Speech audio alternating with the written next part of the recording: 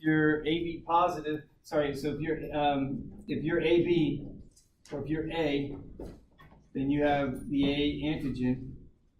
So you're positive for A antigen. If you're B, you're positive for B antigen. If you're AB, you're positive for both A and B antigen. These are called surface antigens. And if you're O, then you have JAK. You have no antigens on the surface of your red blood cell. Now that's different from what's in the bloodstream. Someone who's A has B antibody engineered by bacteria that seed the stomach and they seed the GI. And through molecular mimicry, we create these antibodies that actually will recognize red blood cells from other donors. Don't ask me how that all works out, but it is what it is. You can look it up. It's called molecular mimicry. So these antibodies aren't generated because we have those other. No, these are because we get exposed to bacteria that will generate these antibodies that will aid.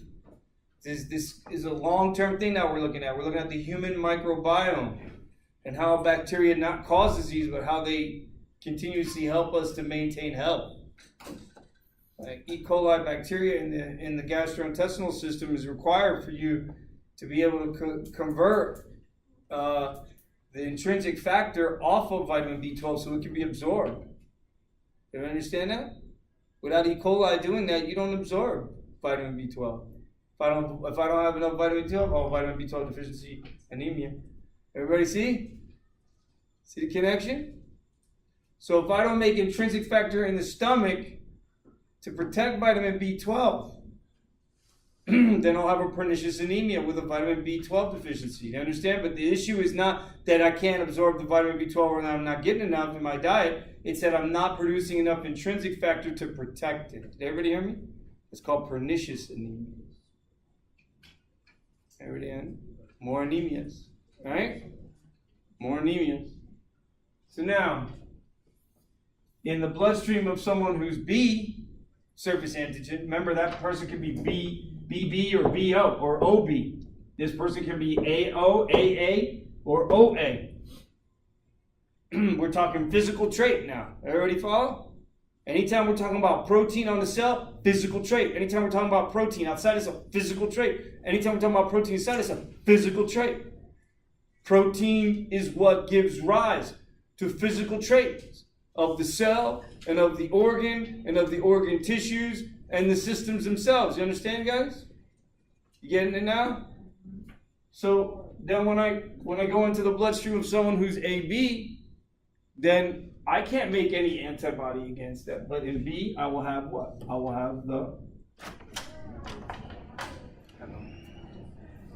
A antibody.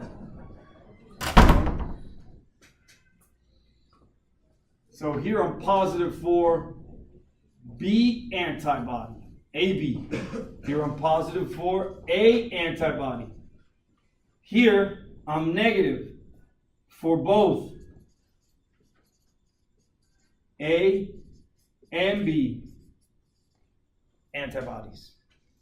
AB standing for antibody, AG standing for antigen. Did everyone understand that? That's my shorthand. So if I'm O and I'm in the bloodstream of someone who's O, because I'm O, just so you know I'm O, all right? Then what? I can give all the red blood cells I want, but can I give my plasma? Can I give my plasma? Did everybody hear me?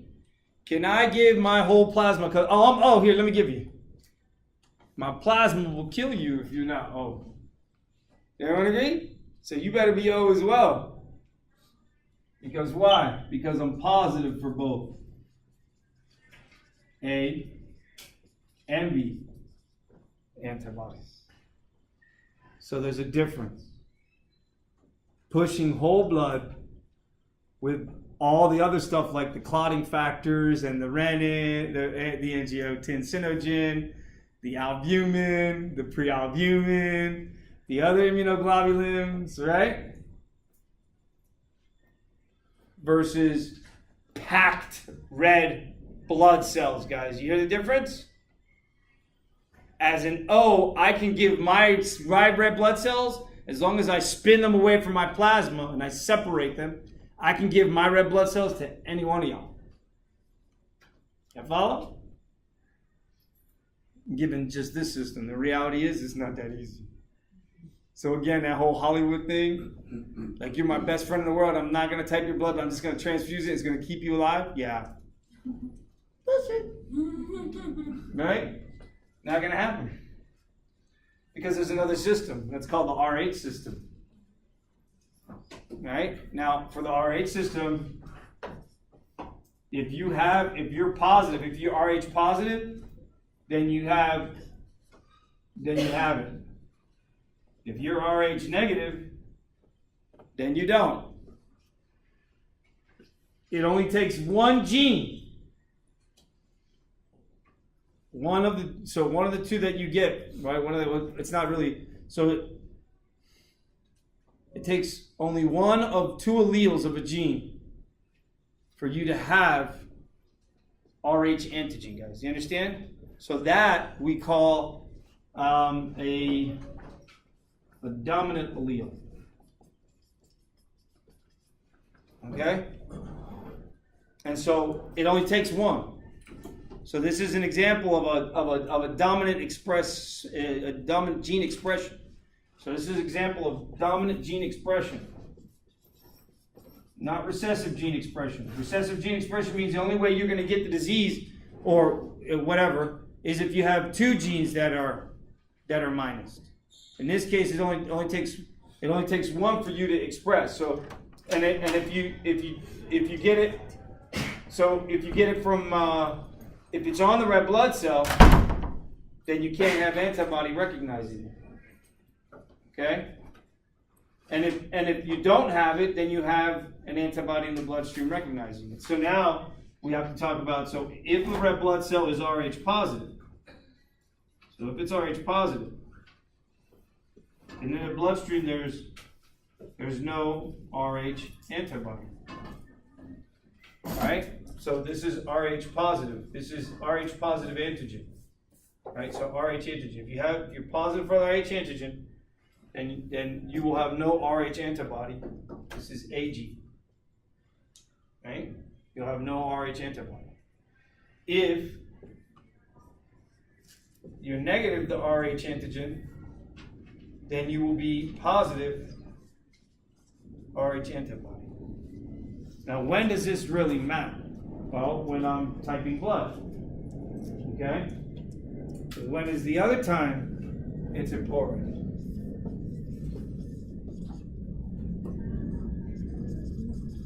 Autoimmune hemolytic disease of the newborn. Hemolytic disease of the newborn. Somebody explain to me that.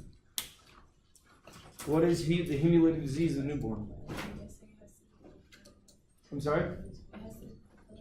I can't hear you. Does it have to do with the blood? It does? It attacks the fetal blood. If the mom is negative. What attacks the fetal blood? The antibody. Missing one. You smiling back there. You got the right answer? Or you're not sure? Give it a try. No?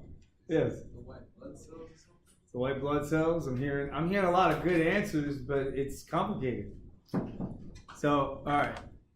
So if you guys remember that HSC, it gives rise to a series of white blood cells, and those white blood cells are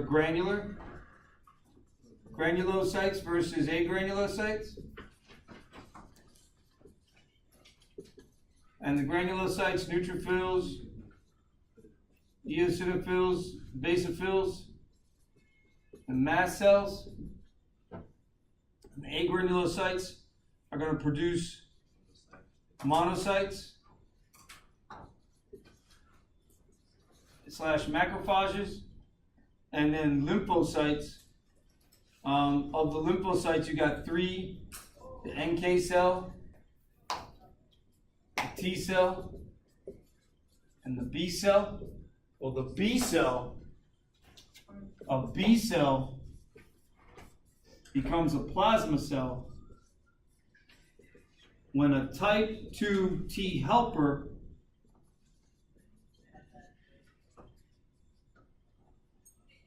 which is CD4 positive, stimulates it. And the plasma cell is what makes IgA, IgD, IgE, IgG, and IgM. IgM is the largest. It's 5 proteins linked up, 5 antibody proteins linked up. It's a pentamer in bloodstream. IgG is a monomer in blood, and that's the one we're concerned with. Because why? Because between developing fetus and mother, there's a placenta and uterine arteries. And it's the placenta that's exchanging, and IgG can pass through the placenta. So if mommy is Rh negative and has antibody to the Rh factor, and baby has red blood cells with a positive antigen, that Rh can transfer due to maternal fetal blood supply. Blood transfer. It's not really a transfer of blood, it's a transfer of products of blood, a filtrate of blood. Right? It's maternal fetal blood filtrate transfer. So not her red blood cells aren't leaving, but sure enough, what is leaving is that IgG antibody that is generated to the Rh factor.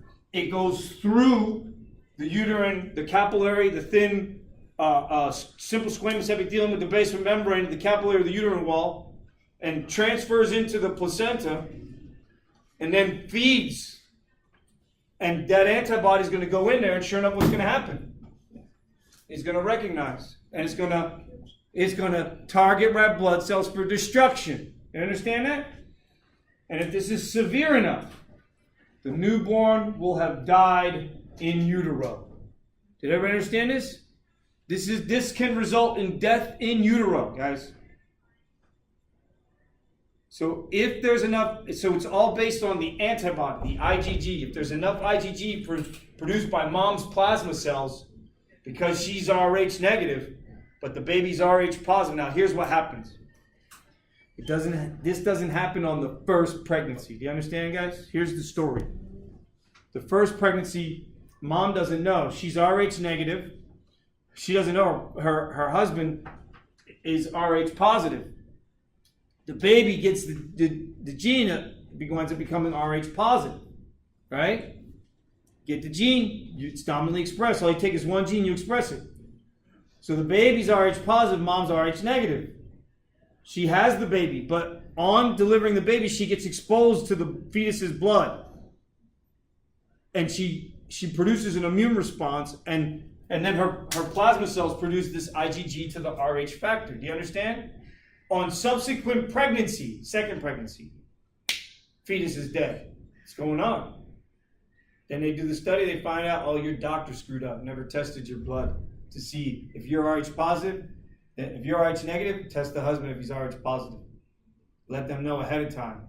You could suppress the immune system. They used to suppress it throughout the pregnancy. Now they only suppress it within the last 3 weeks of pregnancy. It's called RhoGAM. And what it does is it suppresses the immune system. Knowing that the baby is Rh positive or may be Rh positive, they suppress the mother's immune system just before delivery, not through the entire process of birthing.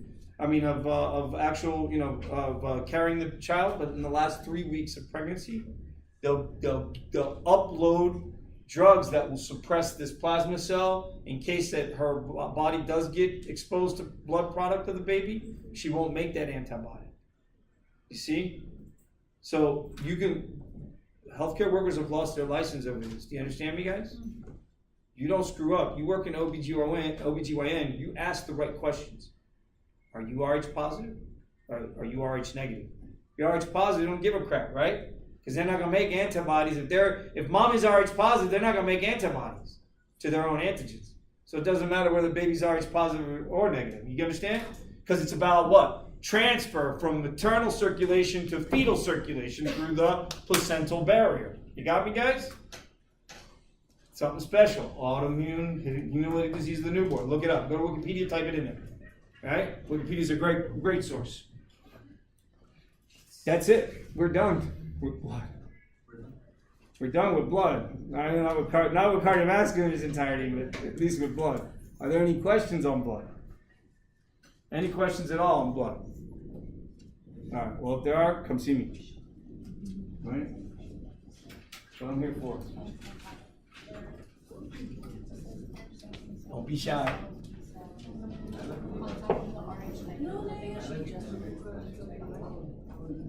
I got it right on the board. It's being recorded. It is? Yeah? Yeah.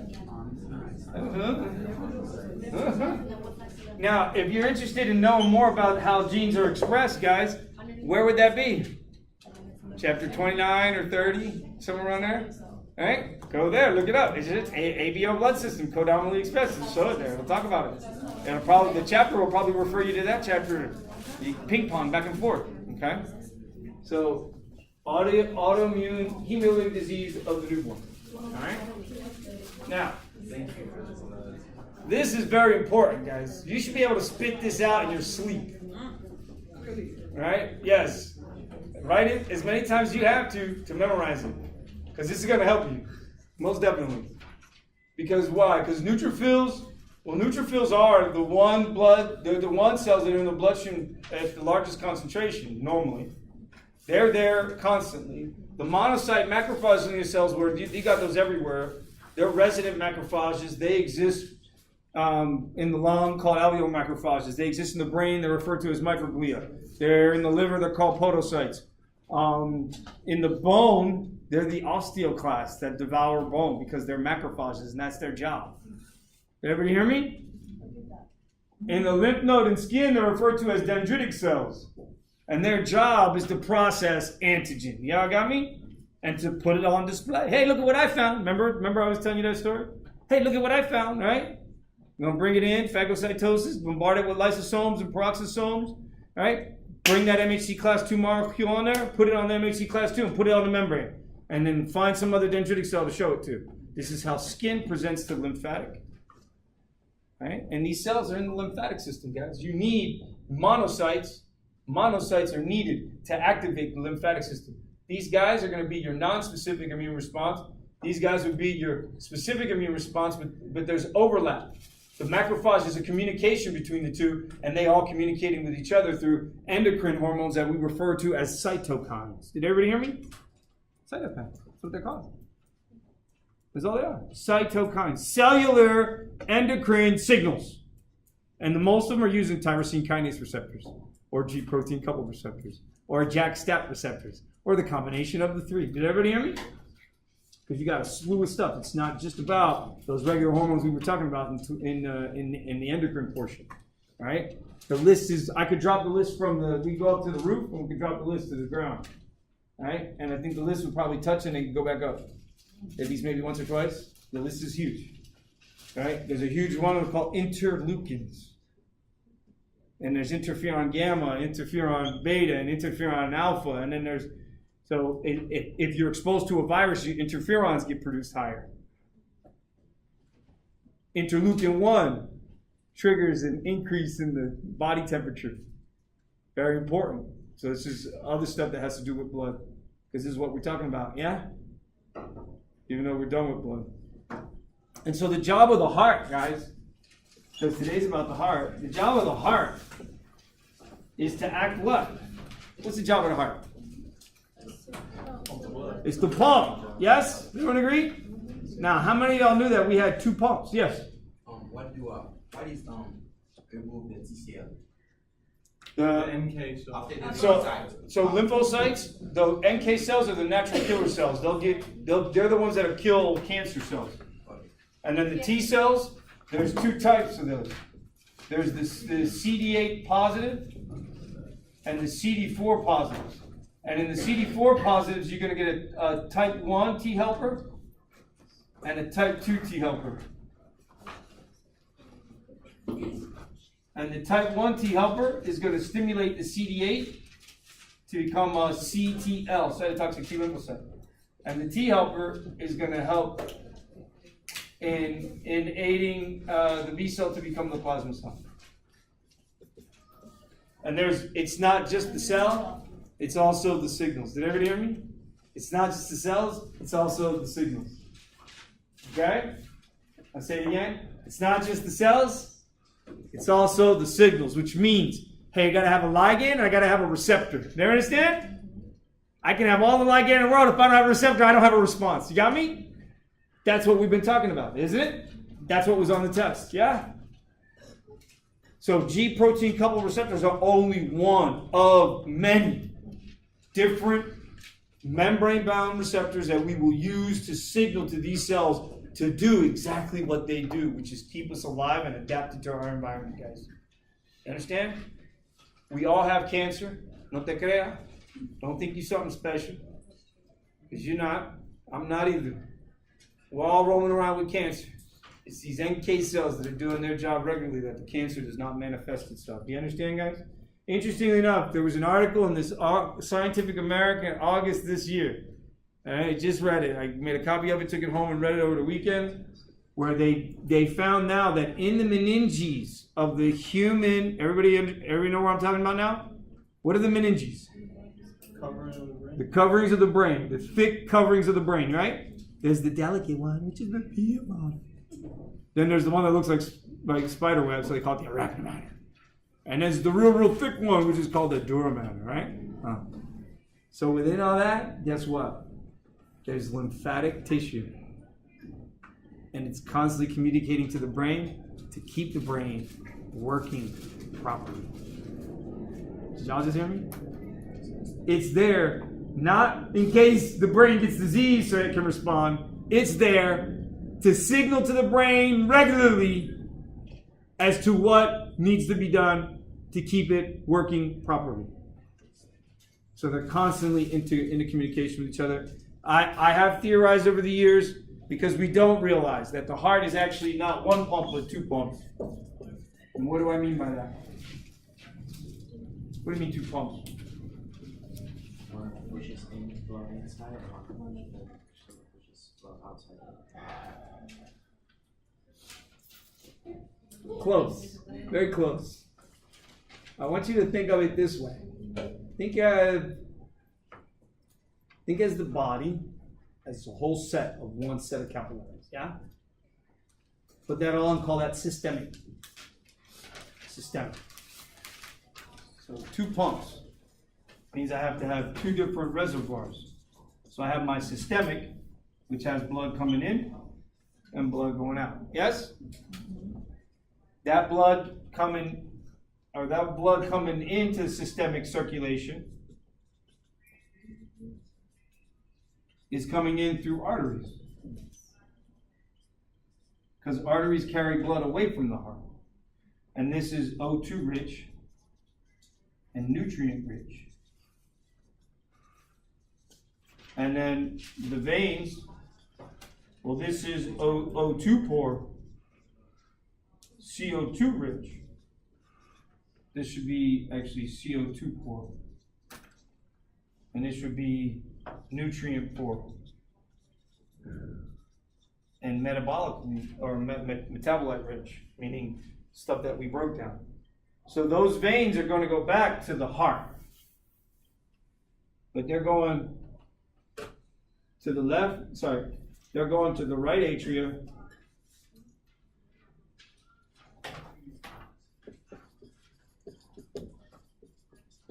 Right atria.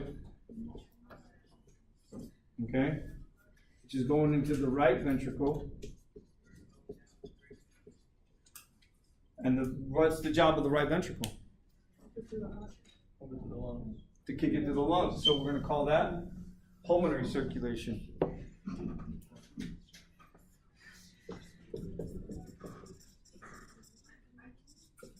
Pulmonary circulation. I apologize for what it looks like but if you guys just follow the verbal and then spell it out. So that means then my right ventricle has what? Has to have, this is blood going away, yes? What's the matter? like, I don't- we we don't started somewhere, but now we don't have space to finish Oh. that. Sorry, guys. It's okay. They start over. Just Oh, start yeah. over, We process have it to. over. Huh? You don't have enough paper? You guys, oh. It's okay. Okay. So the right ventricle goes to pulmonary